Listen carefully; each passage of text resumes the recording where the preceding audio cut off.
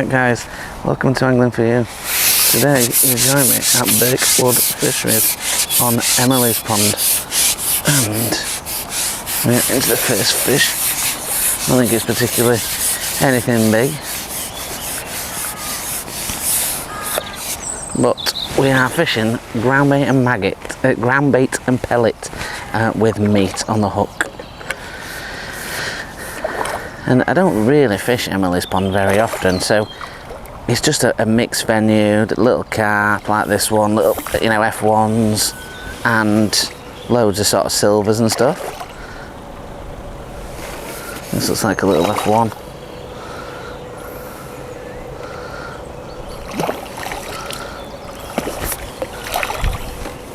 Very difficult today on this peg to actually see what I'm doing, because the sun is just absolutely in my face. So I'm making a little bit of a hash of landing that fish, but I can't actually see. It's crap, that light, honestly, it's really bad.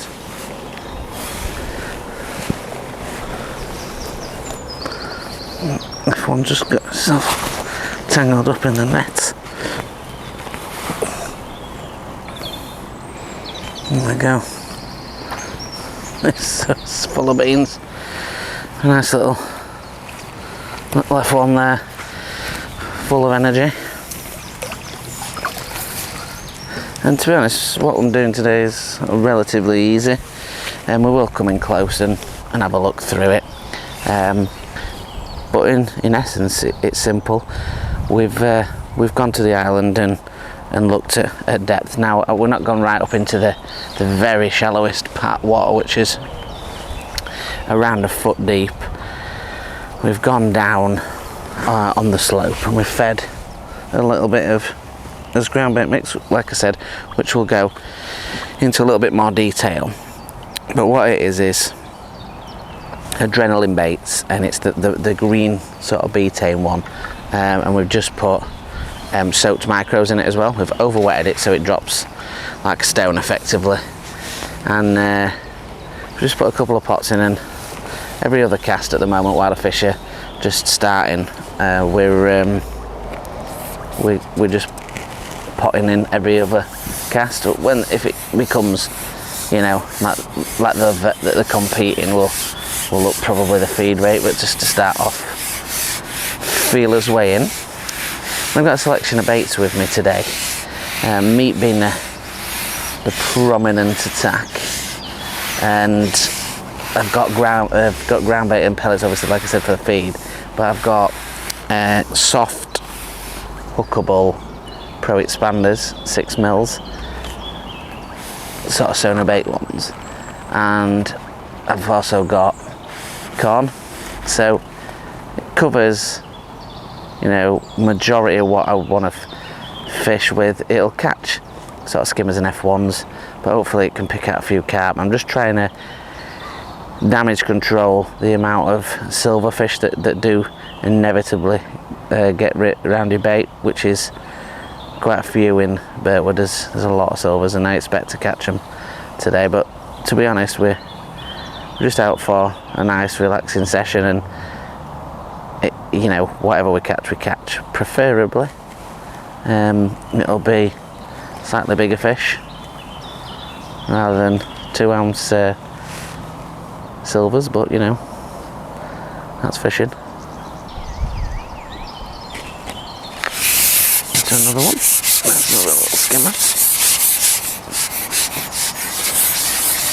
And what I want to do today is also talk about the setup and fishing the pole at length, and what does that look like, and what little tips. I mean, I did one the other day when we were fishing the feeder, and I did my setup, and I explained why we did a few things, and that's what I want to do today as well.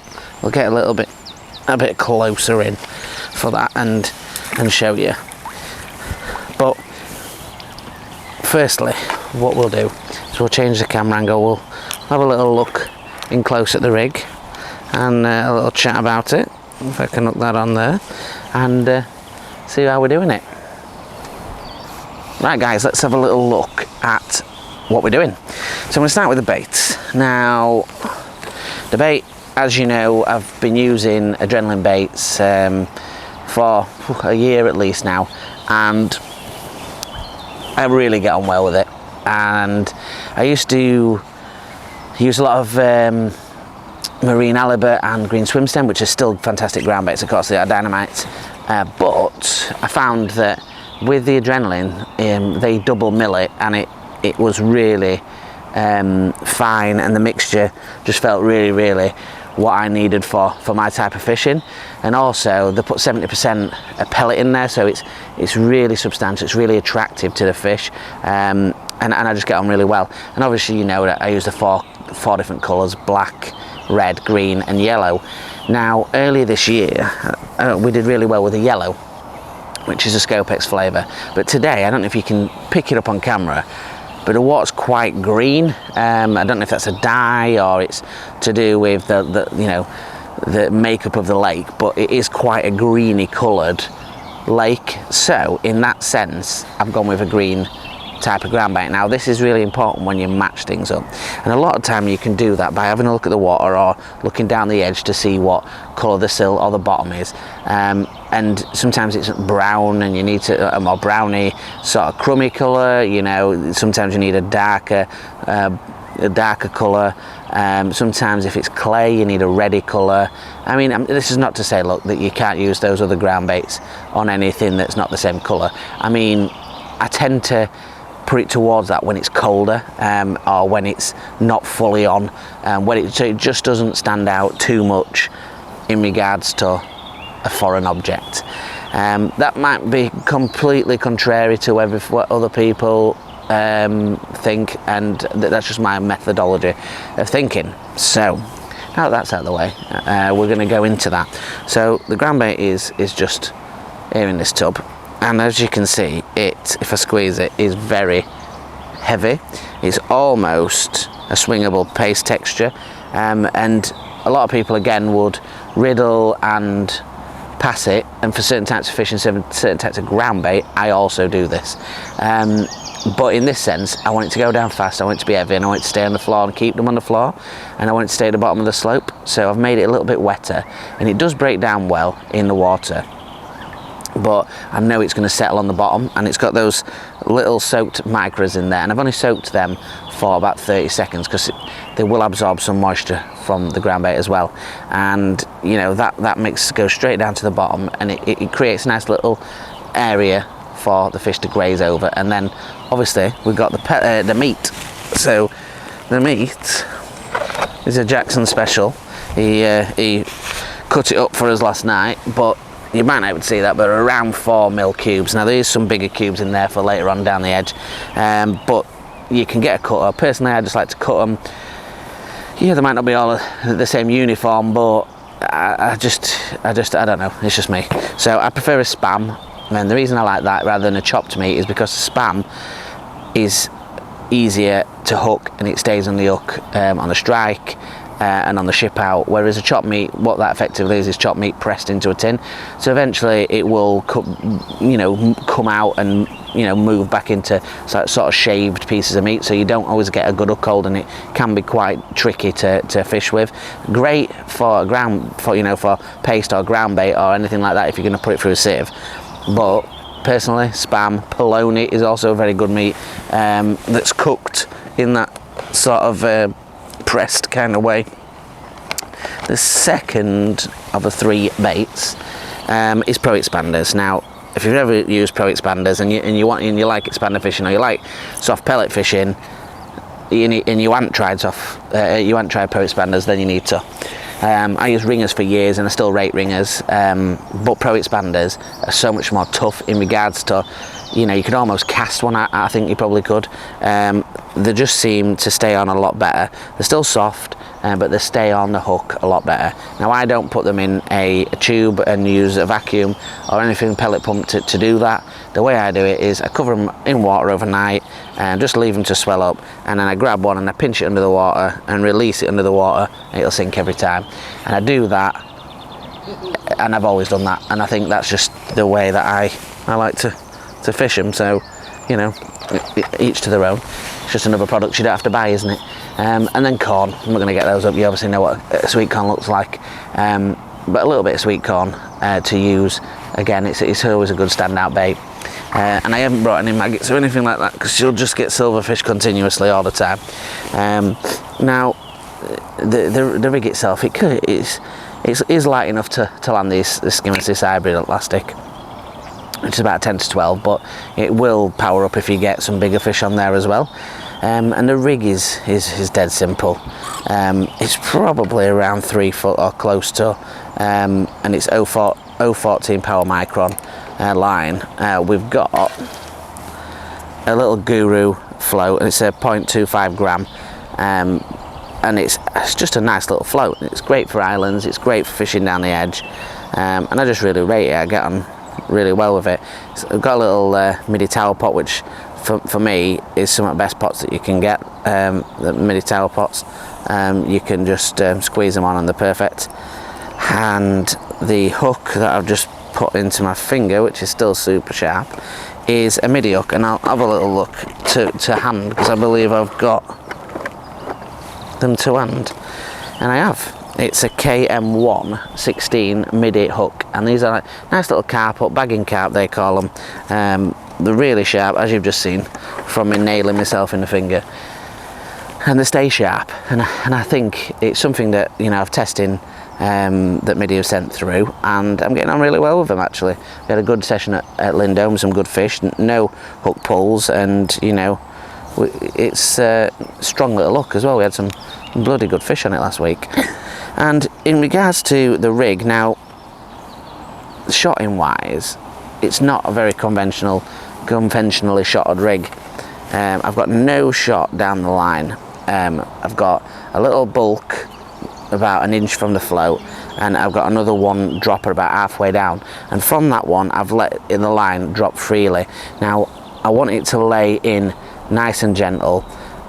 Sometimes when you're fishing down the edge, you put them, you bait, you know, you shot to the bottom to get the bait down and all that. I don't want that. Fish are coming in and out on that banking, and it's not prolific. If I felt like it's getting wafted about, then I would do that, and I would slide some shot to the bottom. At the moment, it's not necessary, and you know, it's just a very delicate way of naturally presenting, whereas no shot, invisible, and I can just pick it up, and it you know, it's still sensitive on the float, and you know, we're getting good bites on that. So I'm just going to grab a small piece of meat, and like I said with meat, it's, if you don't pick the right meat, you'll forever be losing it for hooking it. It should be that simple. And all I've done is just hooked that and rolled it on. It should be that simple. You shouldn't have to worry about it falling off every time you ship it out. So what we'll do is move the camera, we'll ship it out, we'll see if we can have another fish, and then we'll talk a little bit around the positioning of rollers and how I set myself up with the pole to fish it a little bit more at length. And this is important. There's a few little guides there that may help you with your fishing and with accessibility to things, and run the risk of not tangling or bumping fish, just purely from spending a little bit more time when you're setting up to try and catch them. So let's get back out, let's see if there's an old skimmer waiting out there for us, and fingers crossed get into one soon. Right guys, so we're ready to ship back out. We've got a little chunkio of meat, and we've got a little small ball of the Groundbait mixture. Now that light's just dropped off, which is perfect. It's very difficult to see out there when that light is shining on your face. So just drop that ball, and every time you drop the Groundbait in, it's a slow lower of the float in. You don't want to just leave the float and the rig in, while you dip the Groundbait in. As soon as you drop the ball in, you want to lift it out and let that settle over the top.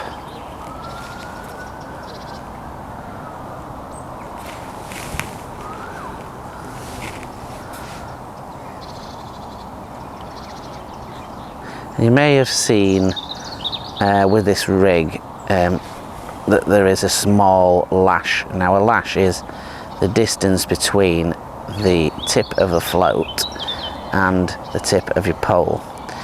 Now some venues they do have rules around this.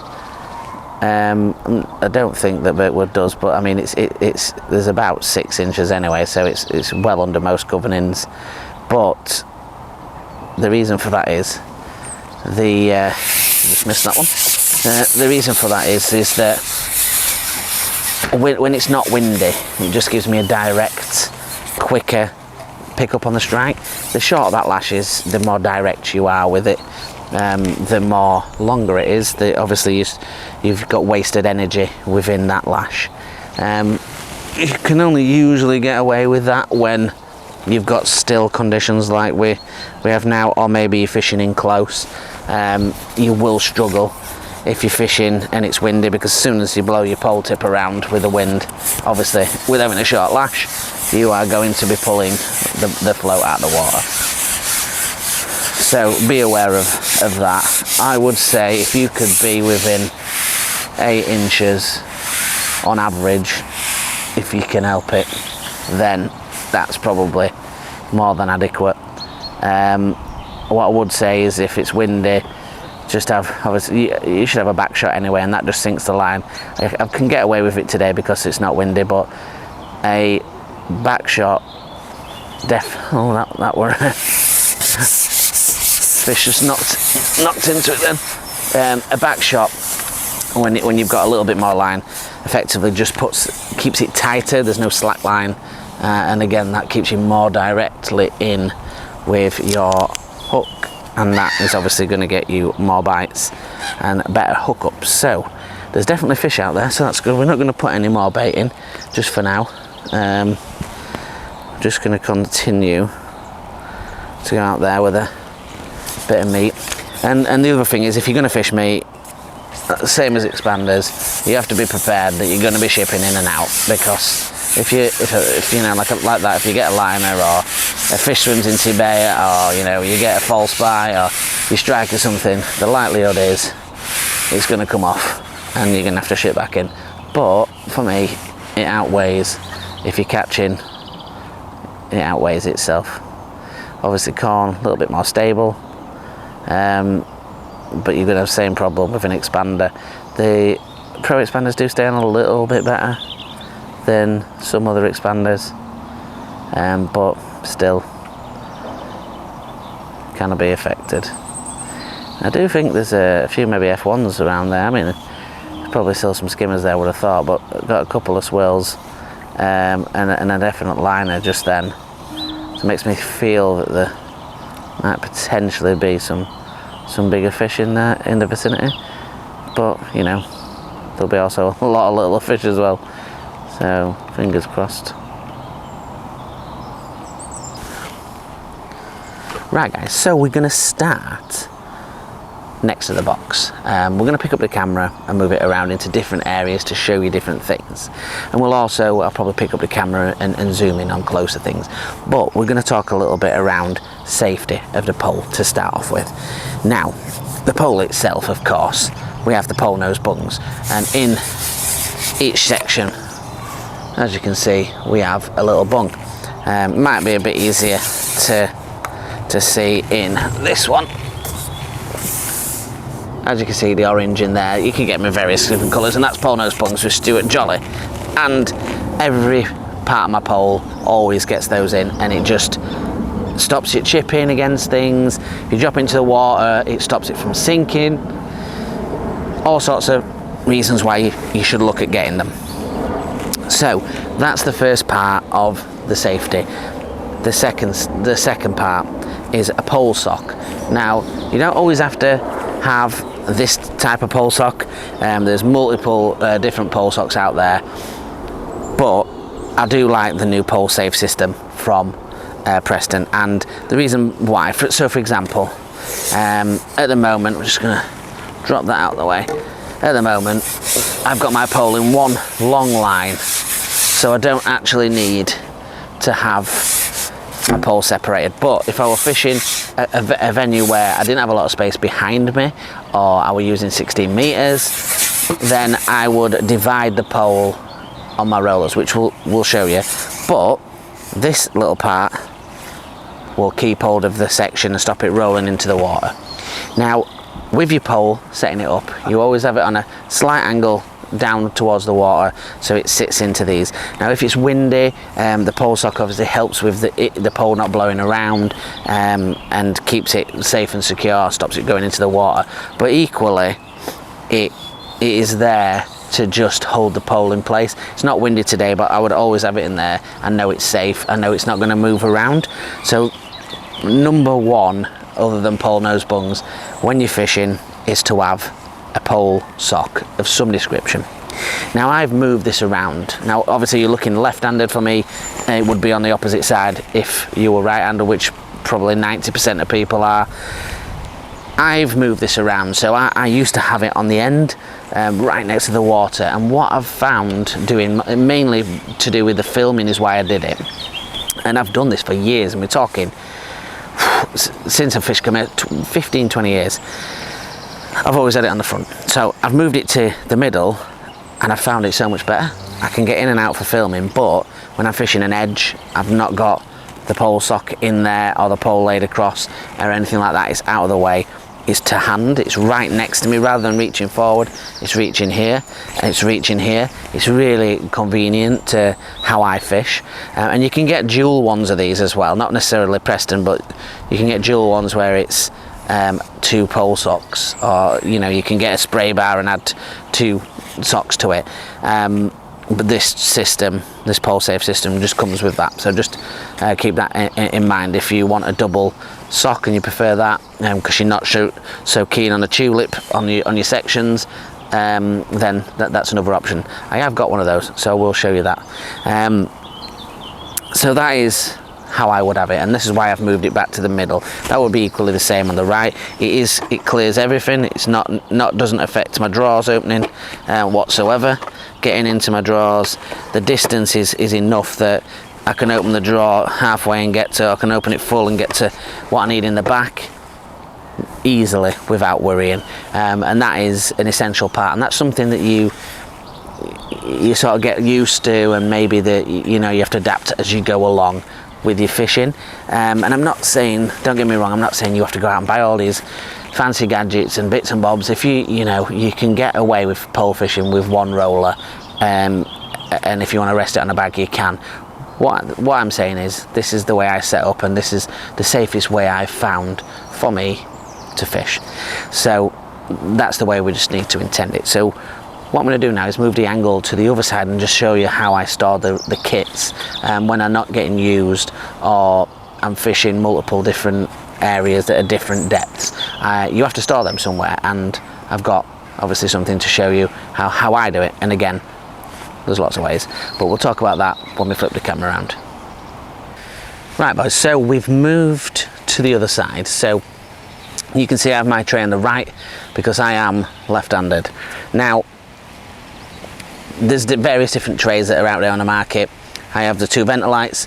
I've gone through trays like they're going out of fashion, as you all know. I change and swap and move things around, but I've gone back to the Ventalites. I really did like the Ventalite system, and having the 2, it's just great. I love the setup. It's not too big, it's not too small. Fits everything I need. It's got a backrest behind me for drinks, towels, extra bait. It's spot on. It's super strong. Won't let you down. So, some other trays, like my Matrix, that's the word I'm looking for, tray, I had attachment of a roost on the end of it, and some people that's how they like it, and they get on really well with that. I did not get on well with that.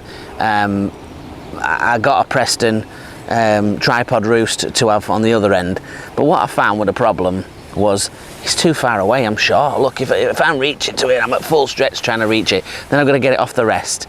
It's just and you don't always have that space to your side.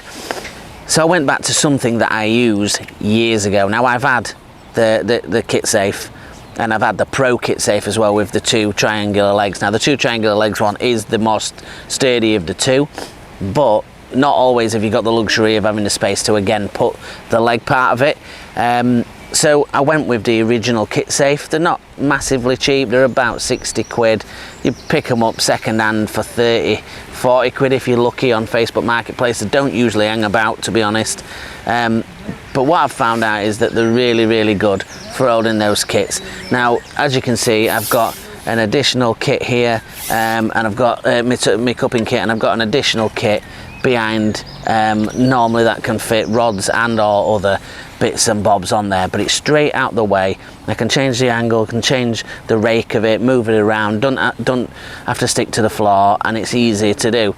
So obviously I can just pick up there, I'm not reaching too far, and I've got my kit to hand all the time. So that's really important. And what we'll do now is move around and have a look at the roller setup, because that's probably one of the most important things around being safe with a pole. Right guys, so I'm a little bit further away, but we want to show you the view from the back of the rollers, the view the camera never sees. So as you can see in front of you, there's 3 double rollers. What I mean by double is they have 2 openings, 1, 2. That means when you're fishing a longer pole, you can split the pole between both sides. You don't always need to do this, but it can be very advantageous when you do. And you can see this one to my left, your right, which is there purely for the landing net handle. Now some people think, why would you spend X amount of money on a landing net handle roller? Now that landing net handle is an 180 quid landing net handle, which is obscene amount of money for a landing net handle, but even if you go for a decent handle, you're looking over 100 quid. For me, I want to look after it. I want it to be easy to ship in and out, which it is when it rolls off that roller, which we'll show you in a second. So that's where I get it. And you could get a simpler roller than that. I just got these in a set when I bought them second hand, so you know, that is what it is. Now when you're setting up your rollers, it depends on where you're shipping in and shipping out. Now for this roller today, I've got it in an angle where I'm only rolling it down one side. Now if I was rolling it down 2 sides, I would have the roller nearest you with the camera slightly more to my left, so I could put it on an angle, brake, and then pull in another one. We'll show that in a little bit of detail with shipping back in a second, but the ethos of having it is to be easy. You need to not be able to even look, you need to know where your rollers are. So when you're shipping back, and I'm shipping back now, I can ship back and the roller is on the roller without even looking. I didn't even look, it's going back onto it, and I'm keeping the pole low to the ground and I'm shuffling. Now what you need to be doing is have a glance every so often, but you need to be keeping your eye on where the fish is going. Now if you've got a carp on, obviously it could bolt off. It allows you to ship back forward, and if you need to ship farther back and brake, then you can brake and you can put that in there, and you know you've got your fish on a shorter. Now this is where it's different. So if I was shipping back and I wanted to break the pole, I would have, like I said, I would have the other pole roller slightly to the other side, so I would feed it that way. So then when I broke it, I could run it onto another roller, unless I hadn't got the distance. So let's say we've got a short behind us, we're going to maybe have to break around here. So that side is perfect. We've got that on the roller, and I can move that back onto the second part of the roller, and that goes onto there when we take the top kit off. So I've split the pole with not a lot of distance, but that's where the dual rollers come in. If you don't do that, what happens is you're going to ship it back, and you're going to have to maneuver it between the pole. You have to move things around. You know, when you're rolling this, it's going to pull the other one out of the sock and things like that, and then you can just get more damage. So if you have a split one like this, it allows you to split your pole perfectly, like so.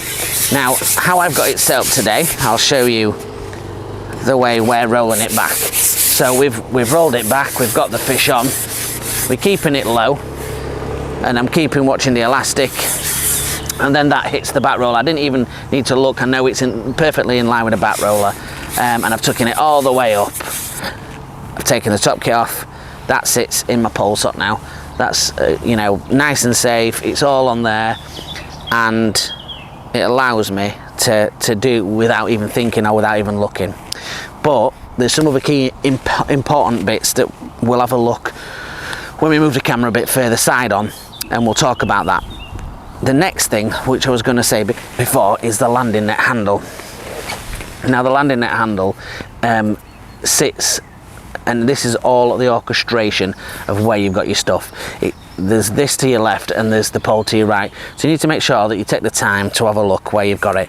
Now when I hook a fish, for example, I've got it in a lovely little U holder there. It's not going to go anywhere, it grips onto it, it's perfect. Now if I get a fish, I always grab it in the same place right next to the U, lift it out, and I'm playing the fish. Let's animate it, let's get a top kit. So we're playing a fish, we've picked this up, and now instead of having to lift and drag it across the floor, I just roll it. It's done. The roller's there, I've got it onto my knee now, and I can net the fish. And when I've got the fish, it goes straight back onto that roller, and it can roll straight up to my knee, and I can unhook the fish, and then it goes straight back onto the roller. So you can see that is quite simple. What we'll do, we'll move it round, you can see that from the other direction, and then we'll jump onto the side view and have a look a little bit around the direction and the length of the pole and how that sits and how far you should get your pole rollers apart from each other. Right guys, so let's animate that little bit that we've just discussed, and you see it from the other angle. So we're playing the fish is on. Right next to this holder here, I can pick my pole up, and you're free, it's completely free to roll on the rollers. I don't have to rag it about, throw it about. I can put it straight onto my knee, 2 rolls on the roller, and it's off and in my knee, and it's nettable. And then again, once I've hooked the fish and put it in the net, I can roll it back on the roller. It sits perfectly in my knee to unhook it. That goes back, and it's nice and safe. And in that scenario there, people ask me, why do I bother getting another roller? That's why. That's exactly why I do it. No messing about, no dinging of landing net handles, no scraping across gravel backs. Everything is said, you in uniform, safe. And that's why when you do buy and sell like I do, you get good money for what you sell, because you look after it. And for me, that's, you know, that, and it's safe, smooth, easy, and that's what fishing's all about in my eyes. So what we'll do, we'll have that side view, and then we'll get back and see if we can finish it off with a few fishy, because Matt Jackson is nuking all my fish from my peg as we speak. He's unhooking a carp, so yeah, no, my fish. He's stealing. So let's set that side one going, and yeah, we'll get hopefully some fish in the net. Right guys, so now looking at the difference between what we've got lengthwise between rollers. So you can see obviously it's sat under the pole socket the other side, and the first roller is around 1.5 sections away. I like a close-ish first roller. That allows, if you've got short sections or you're splitting it, that you've got that quite close to hand, and I do like that. And then you're looking between those, so we're fishing 12 meters, I would say, because we've got a 1/2 meter dolly butt in an 11.5, yeah, so we'd say about 12 meters. So we've got what, half, 1, 2, around 3.5 sections between that. Now that for me is a decent amount of distance, because that gives, I know you can't see fully, but around a section and a little bit behind overlap. Now you don't want too much overlap, because if you've got too much weight, especially when you've got longer sections on, like your 16, your 13 or your 14.5, you'll be pulling over, and if you've got that in a pole sock, you're sort of bending your pole like that, which is not a good thing to be having. So you don't want too much pole off the back roller. If you're in a situation that you're doing that, you need to be splitting your pole. Very rarely would you fish a 16 meter pole at full length on one roller in one continuous motion. You'd probably need 3 or 4 rollers to do that. It's doable, but you would probably do 3 or 4. 99% people would split that. I would always split that. A lot of my even my 13 meters I do split sometimes. And that's just the way I do it. You know, you've all got your own ways, but again, it's just showing you safety. And what we're trying to do with these videos, and we did it obviously with the feeder video, we try to give you a little bit of in-action shots rather than just the fishing, which is great and which is what we love to do. We want to show you some of us actual behind-the-scenes parts of it, and this is obviously that little behind-the-scenes setup part, and how that can improve your fishing. And I'm not telling you again to go out and spend hundreds and thousands of pounds on stuff. All I'm trying to say is to keep things absolutely safe, this is the way that I do it. You can pick pole rollers up for 10, 20 quid, get 2 or 3 of those. You know, if you want a kit safe, there's you don't have to get that necessarily one like that. Other brands do them. You can get them between 20 and 40 quid. It just keeps everything together and off the ground and safe, and that's where, you know, we all spend a lot of money on fishing gear. And even if you haven't got a lot of money and you've invested some to get it, you want to look after it, and that's what it's about. So let's join me back in the box and see if we can steal some fish off Mr. Jackson in the corner and finish up with hopefully another nice F1. Fingers crossed. Right guys, we're going to ship out. We're going to have a little look. Like I say, Mr. Jackson has been dominating my peg out there. He's fishing the peg to my right, so I'm hoping that there's still some fish for me to catch down there. But we have cupped in to try and hold them a little bit, just while we've been filming and talking. So fingers crossed, there's still some out there. Well, Matt's had more of the F1s in the carp. We had obviously an F1 at the start, but we've had more. Well, in fact, all we've had is skimmers and bream, which is fine. Oh, straight into a fish straight away.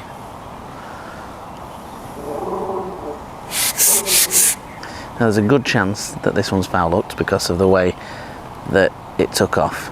I don't normally take off like this unless they're foul hooked, so just got the feeling that it may be. So sometimes that does happen. I laid the rig in and the float disappeared, so there's a good probability that that is a foul hooker. But you know, it happens. That happens. You've just gotta suck it up a little bit. It will happen in any type of fishing. You've just got to be sensible. You've got a balanced setup and light enough gear. But I don't know, you know. If it is, it's hooked under chin because it looks like it's fisher's right way around. So it might be just, I don't know, I think it might be in mouth. But he's come up and he's a good F1. I might have misjudged it there, boys and girls, but I tell you what, it's a clunking F1. And you know what? He's hooked smack in the lip. Jackpot. We did get that one wrong. It's a lovely fish as well. Perfectly in the corner of the mouth. You were just turbocharged. Now, is he going to let me hold him up? I'm thinking not, but we're going to try anyway. There we go, guys. Lovely stamp of F1, that one. Absolutely turbocharged. And that shows where you have your light gear. You can not bump them off, and he was hooked perfectly in the corner of the mouth. So I think it's highly probable that, you know, when it dropped down, that he followed that down and just nipped it as it touched the bottom, and I didn't even have to strike on that. He almost took it like a shallow fish, but it definitely hit dead depth before he hit it. But like I say, I did put in a couple of pots of ground bait before and pellet before I actually while I was talking, so you know, there might be just a few there. So fingers crossed we'll go back out and there'll be something else. But that's a lovely fun. And he did go bananas. And like I said, when you do fish a snaky lake, not pretty much places they can go. They can't go away from you, so it's either left, right, or towards you. And that one was towards us. But a positive sign that he's hooked in the lip. I like that. Never like to foul hook them, but you know, there's always a possibility when you fish.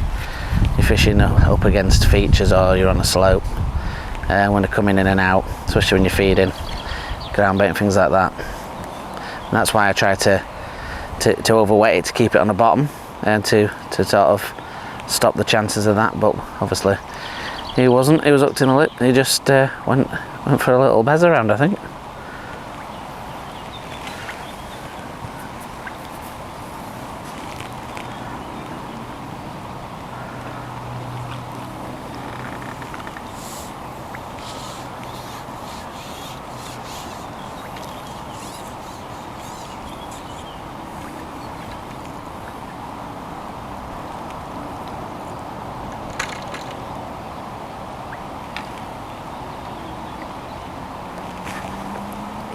That felt very skimmery, that bite, very, very dippy, and then all of a sudden disappears.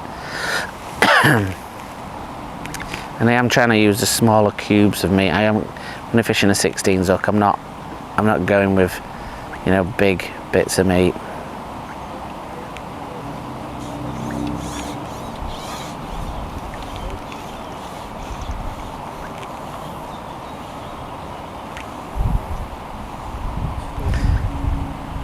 And another little bit of thing around the safety, if you notice on the end of my pole here, we've got a safe zone butt, which comes on quite a few poles, and if you do have it, it is good to use.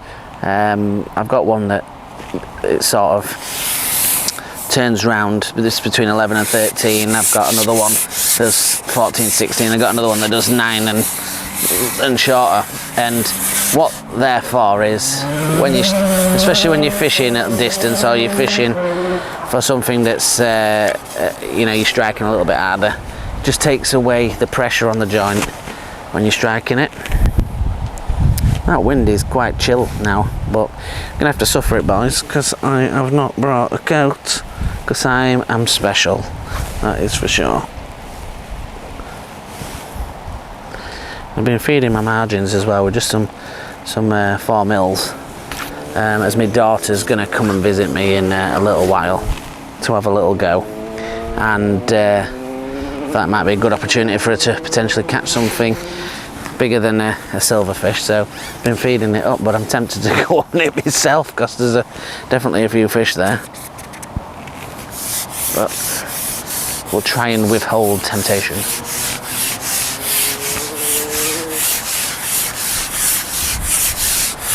And try and get another one for camera, and then we can wrap up.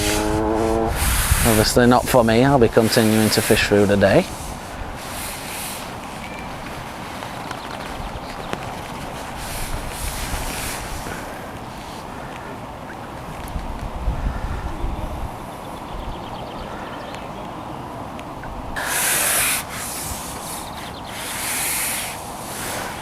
And a lot of people asking me on the comments that what pole I were fishing with on a few videos. I have got the XM10, which is a margin pole, which I use margins, sometimes paste, depending if it's for bigger fish. But this, oh, we did have it then. Oh, I just dropped my rig. There we go.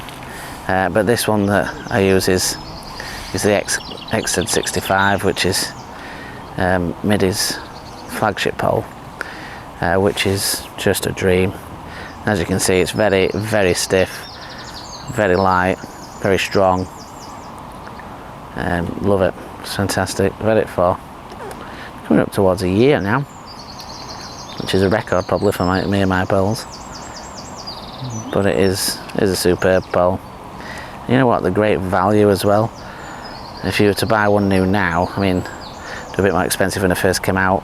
I think you can probably get them for about 2,200 if you're lucky enough to get older one.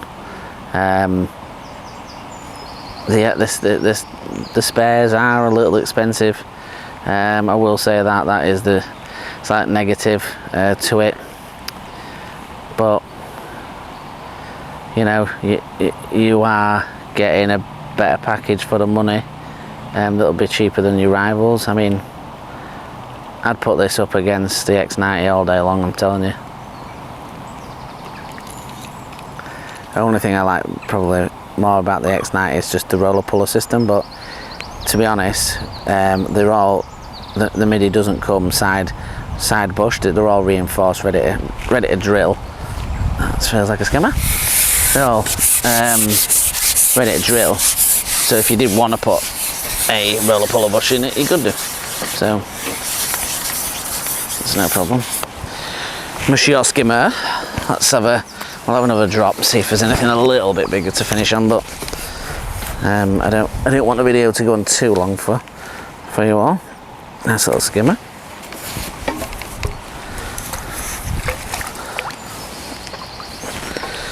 And you can see what I mean there, just the ease of hooking and unhooking fish, how simple that is. With having that roller to support it.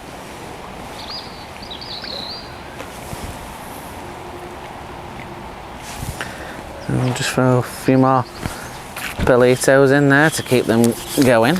I'm not going to put any more groundbait in. I've made that decision. I'm going to go with it and see if there's a fish out there.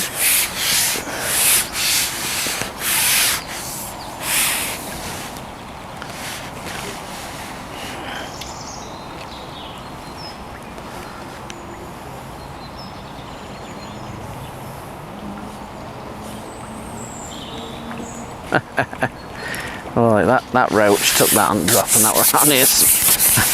When I put it on, I didn't think that were quite a small piece of meat, so that there'd be a potential for a silver. And lo and behold, I tell you what, it's a beautiful little roach. You know, it's a little bar of silver. That is perfection. Not a mark on it. There's something magical about roach, and I know there'll be a few people on here that agree. And a big roach is just, I love it. You know, my biggest roach is about £2, 2 ounce, I think it is, and I caught that years and years ago at a place called Walton Viaduct. And there were a pond down the bottom. It used to be in a Walton Brook, and it were just full of perch, and we must have been about 15, about 16, firing out maggots in a catapult, fishing a waggler, and along came that big roach. Beautiful fish it was. I probably have never had anything of a £2. I've probably had a pound roach, I would have thought, in that time. I've definitely had some decent 12 ounce or more, but I've never had one over £2 since that. I know there's a lot of big carp venues that obviously the roach and bream and tench, they'll eat obviously a lot of the bait that goes in there, and some colossal ones in some of those venues.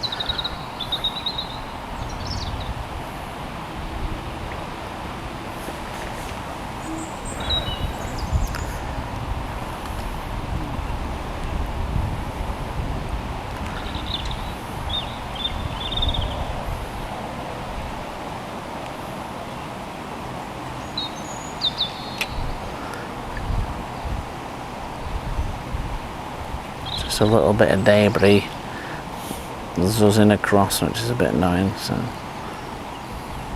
let's move to the side of that. Oh,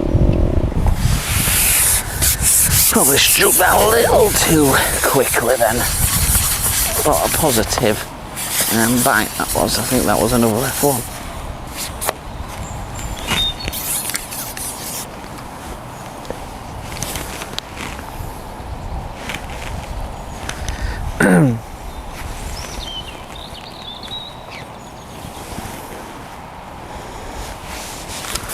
Not going to feed again. Just going to go back out again. Just trying to look.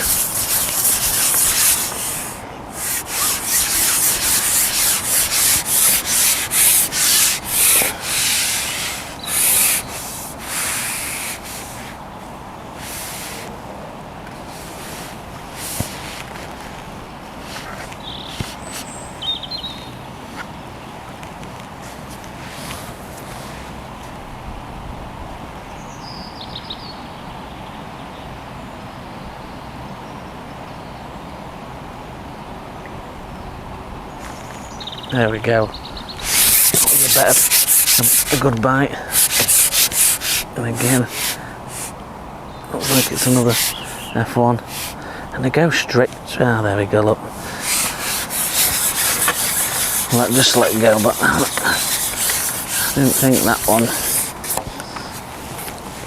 felt foul. Look, that I thought that it hit that bob on.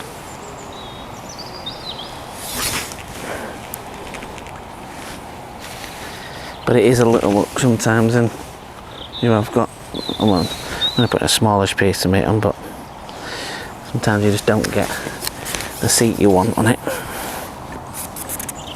16 zuck we've got, so a little bit bigger than an 18. I do love an 18 zuck, especially when I'm F1 fishing. Even in summer I tend to use an 18s, especially that fish bennies, shallow and stuff like that. I still use an 18s. Just really get a better hook hold.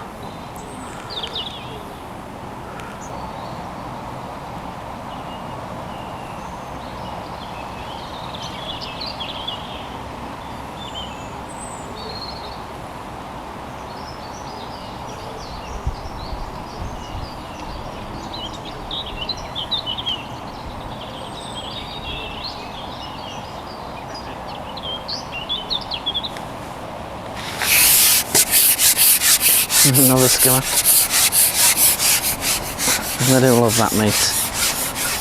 I think what we'll do is we'll end on this one, so we get him in.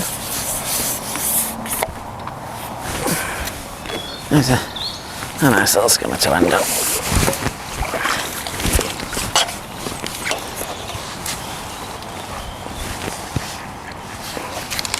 Another little fish to end on.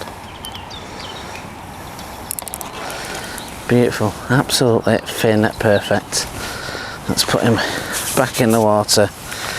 Let him get back to his day. So guys, it's been a lovely little session, and hopefully you've got something out of it. Meat is a deadly method in many places, but do check to see if you can use it on that venue, because I know there's a lot of big venues that don't allow it. And when it's in conjunction with a good ground bait and pellet, you know, you can really do well. And you know, we've had a mix of skimmers and F1s, and I know fishing into the day there'll be more to catch. And it's just a really simple way of doing things. Hopefully you've got something from talking around the safety of pole, and do check out our Angling For You Back to Basics, where we do share things like that a bit more frequently around the back to basics elements of fishing. So if you want to join us on the Facebook group, we're just under 9,000 members at the moment, a fantastic interactive group where lots of people share their fishing and their experiences and ask questions, and it's just a great group of people. And if you just want to see what we're doing on the Instagram and just have a look at the photos, and it's angling_for_you. And if you could like, share and subscribe and join the Angling For You family, that'd be fantastic. Until the next one guys, thank you very much for watching. Tight lines.